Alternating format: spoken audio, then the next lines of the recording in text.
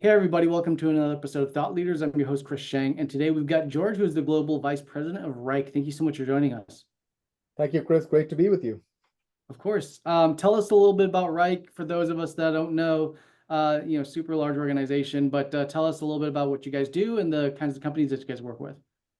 Yeah, happy to. So Wrike is in what we call the collaborative work management space, and our mission as an organization is to empower people to do the best work of their lives. And if you look at most organizations, the challenge that we have is you've got, the C-suite defining strategic imperatives, and then it trickles down to different parts of the organization. But the way that imperative is interpreted and executed on, there's challenges there. Plus, people use all sorts of different tools.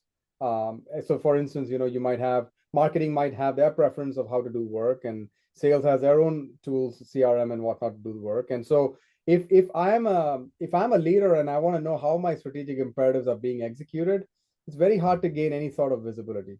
In addition to that, when you think about alignment across organization, efficiencies, collaboration, all of these are challenges that most organizations face. And that's the problem that we are trying to solve. Basically, trying to create a platform that the entire organization can work together on with a very low barrier of entry that actually allows leadership and also just employees to have clear visibility, alignment of objectives, and create efficiency across the organization, driving greater productivity, leading to the metrics that organizations are looking for. Got it. Very cool.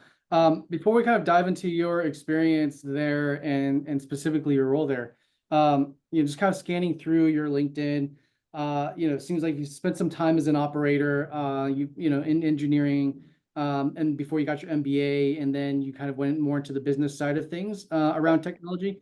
But tell us a little bit about just kind of like the origination story for you. Like, where did that interest in the tech space come from? Where did that curiosity stem from? Yeah, so I guess right from my childhood, I've been an engineer at heart.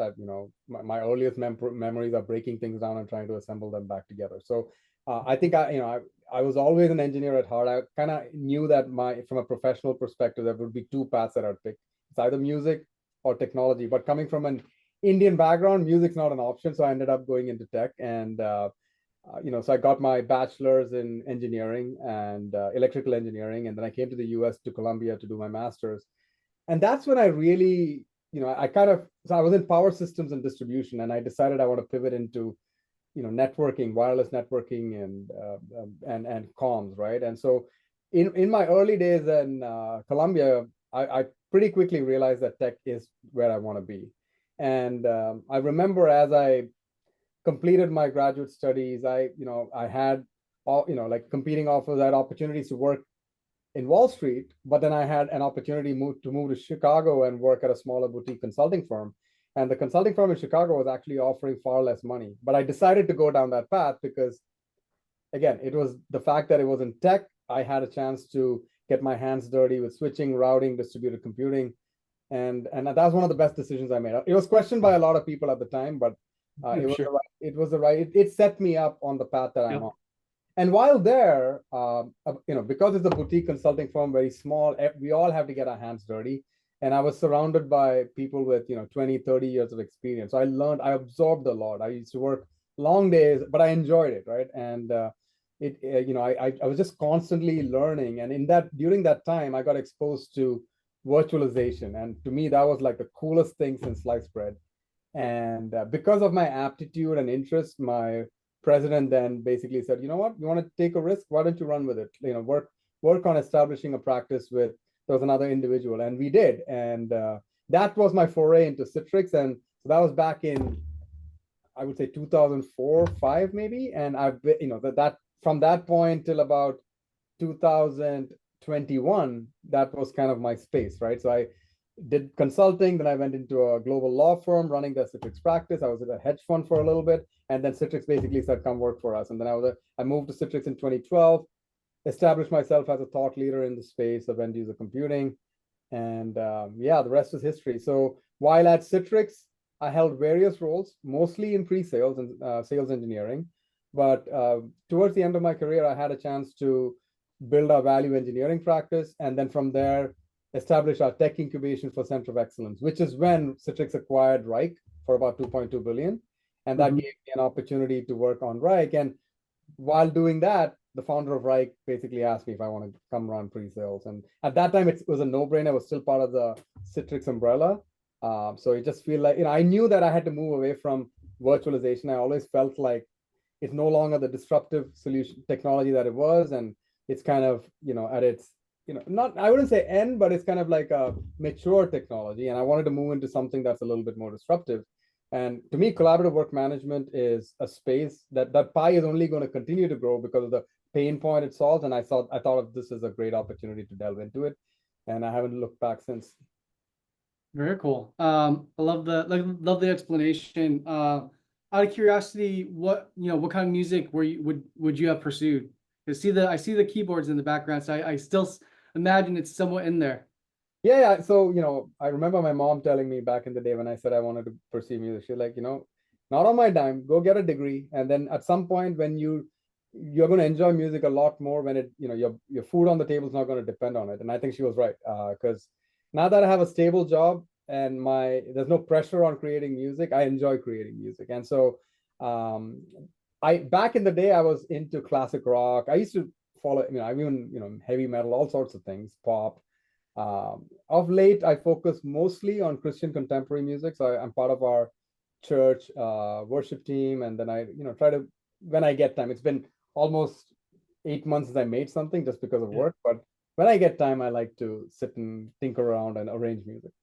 yeah, it's not bad. Yeah, I asked because we do get like people who have pursued the arts to end up in this kind of space, and like I'm always curious as to like the itch that it scratches in the tech space, right? Which is I think like the improvisation of how fast things go, and so like you're still filling this.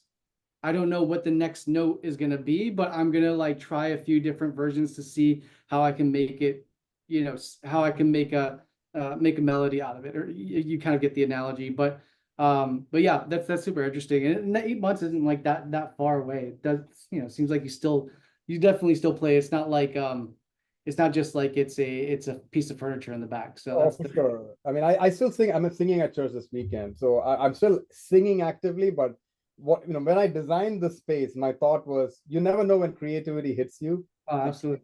You can, go back and forth. And your point on technology and music intersecting is so true. Like I find that a lot of technologists are musicians in some way. Like either they play an instrument or they're doing something. And I think you're right on, right? There's an element of creativity in both.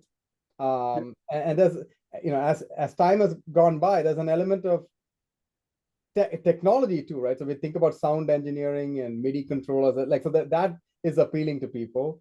And I think if you look at a lot of musicians, they develop an aptitude towards math and science. Yeah. I think that's the common thread that I find. Yeah, absolutely. I mean, especially like, yeah, I mean, it's hard for musicians not to be also involved into the technological aspect of production, right? It's like Yes. it's very much a part of it. Yeah. Um, Interesting. Uh, so kind of like just your trajectory of how you kind of merge like tech and business, and operating like these different kinds of projects and spearheading them pre-sales.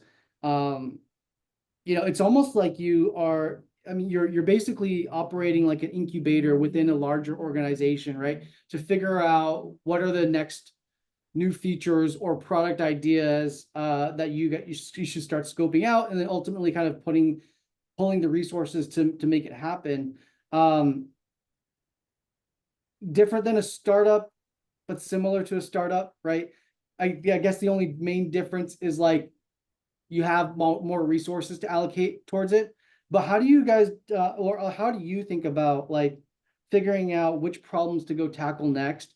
Obviously, I think it's within a wheelhouse of the context of the business that you're in. Yeah. But for example, like at Citrix, and how was that experience like? And then how has that changed or evolved as you switched over to productivity with Wrike? No, that's a great question. So maybe I should level set on a few things. So first of all, like a lot of my background at Citrix was in sales engineering, and Yeah. I find a lot of people still don't know what that is. So maybe I should kind of explain. So when Yeah. you think about sales, there's two elements to it. There's the actual seller, but then there's the element of understanding the customer's business problem, mapping out a solution, showing proof of value to the point where you technically close the deal so you can have the commercial conversation. And that individual is the sales engineer. It's a very crucial part of the sales motion, right? I mean, without that trusted advisor, it's very hard for a customer to understand what the value of your offering is and quantify it in some tangible terms. So that is kind of that used to be my space, and I did that for a long time, and I frankly believe it's one of the best jobs ever for people that like technology and like people, right? And it's kind of at that intersection. So once you find a lot of sales engineers are people who've been deep in tech for a long time, and then realize, okay, this tech part's getting easy, it's black or white. I need a new challenge, and they want to explore more into the business side of things, without all the risk of the 50% commission. So that's Yeah. kind of Yeah.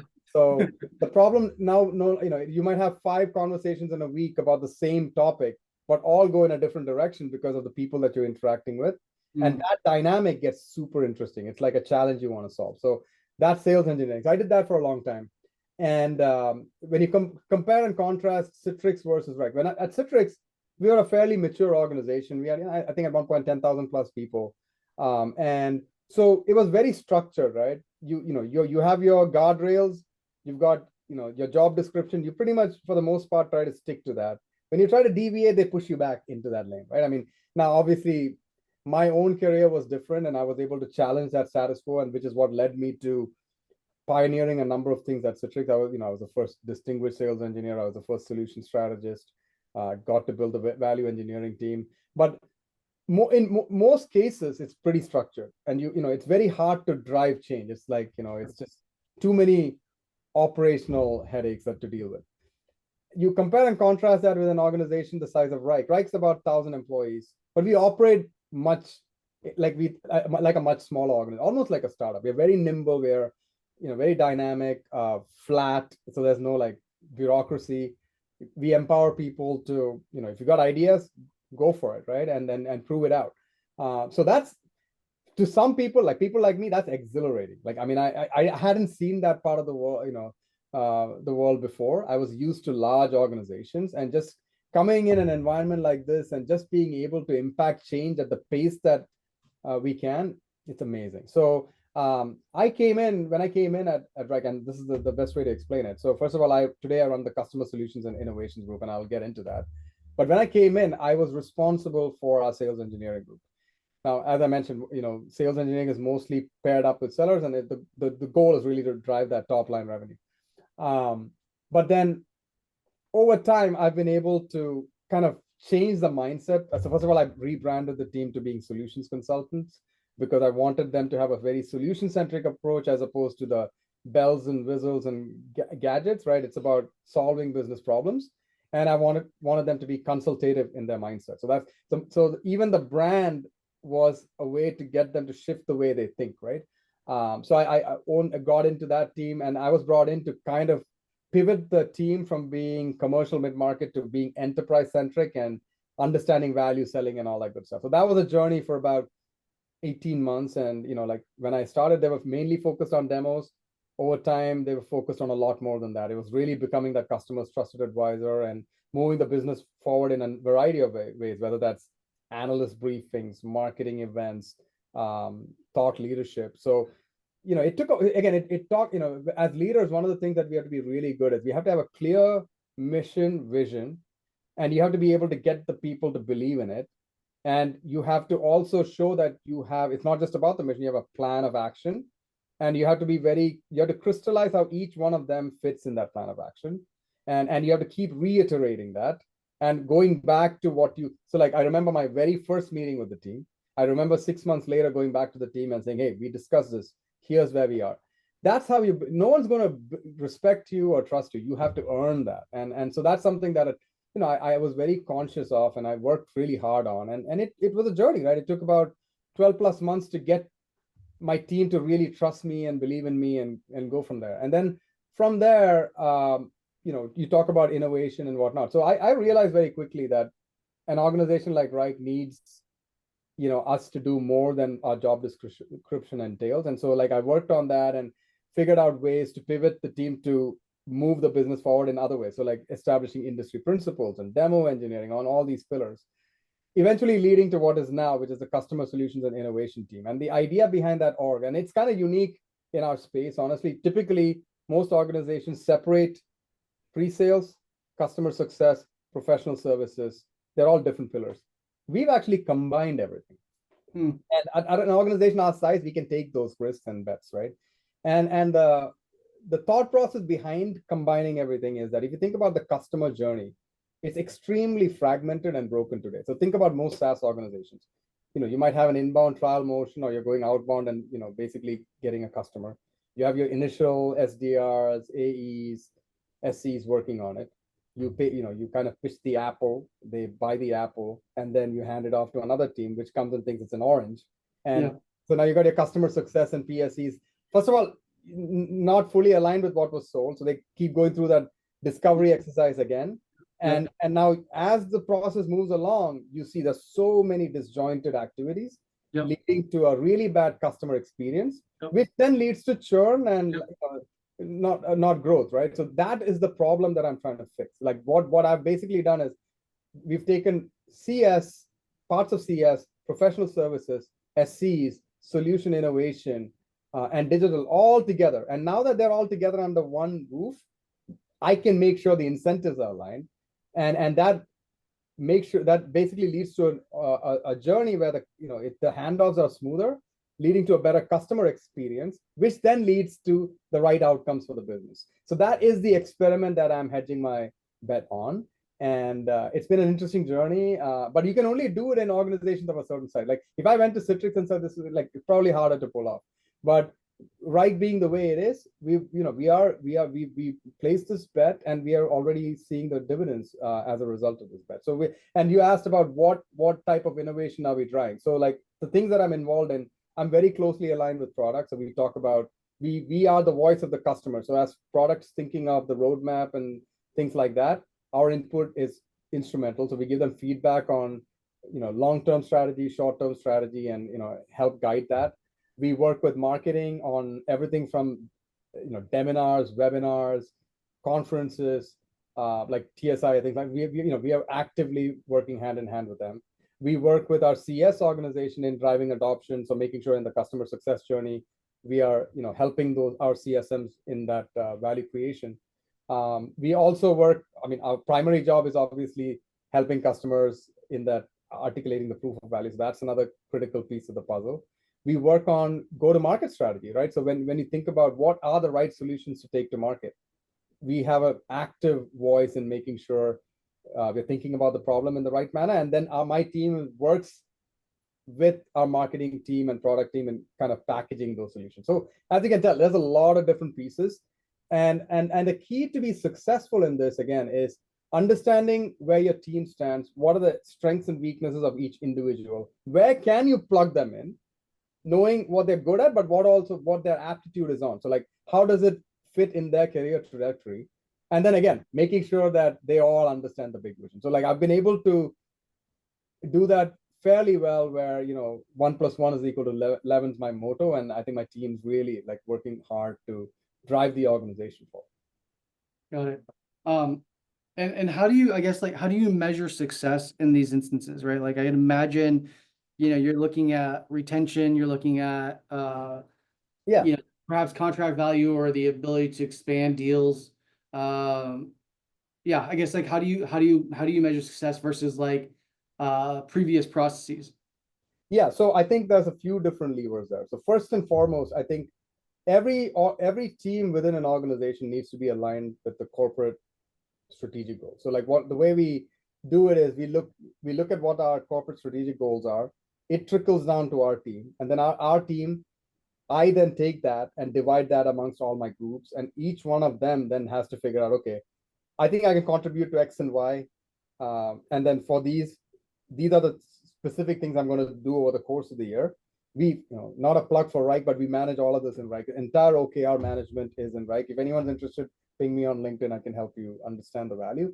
But you basically, starting from the corporate strategic imperatives, flows down to the team, flows down to the individual leaders within that team, flows down to the individual, and I can track the entire path, right? So like, how is each individual doing against those goals on a daily, weekly, monthly basis, quarterly basis, and then how that all contributes to the business. So that allows me to go to my leadership and say, here's exactly how I contributed.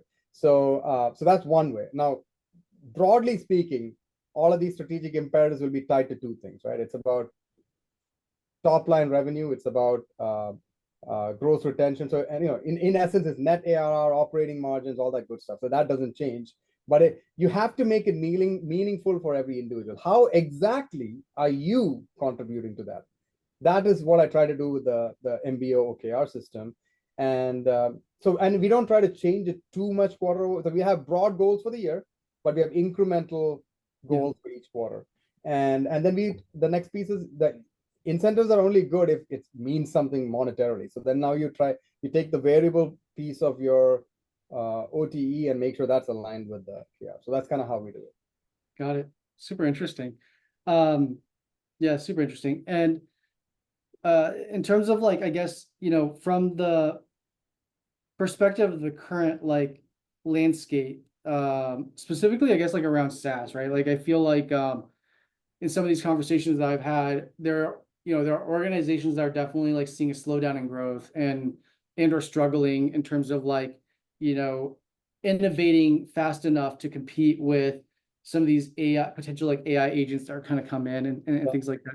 But how do you guys think about it? I think obviously how do you think about it from an organizational standpoint, but then also, like, how are you thinking from a sales engineer perspective, where you're, trying to make sure that the unique problem statement of each customer is actually being realized all the way through, right? Which obviously can make a big difference in terms of like the stickiness of the product, right? But yeah, just curious. I'll stop there, but like it's a pretty big question. Yeah. I mean, this is what's top of mind for all of us, right? Yeah, because for sure.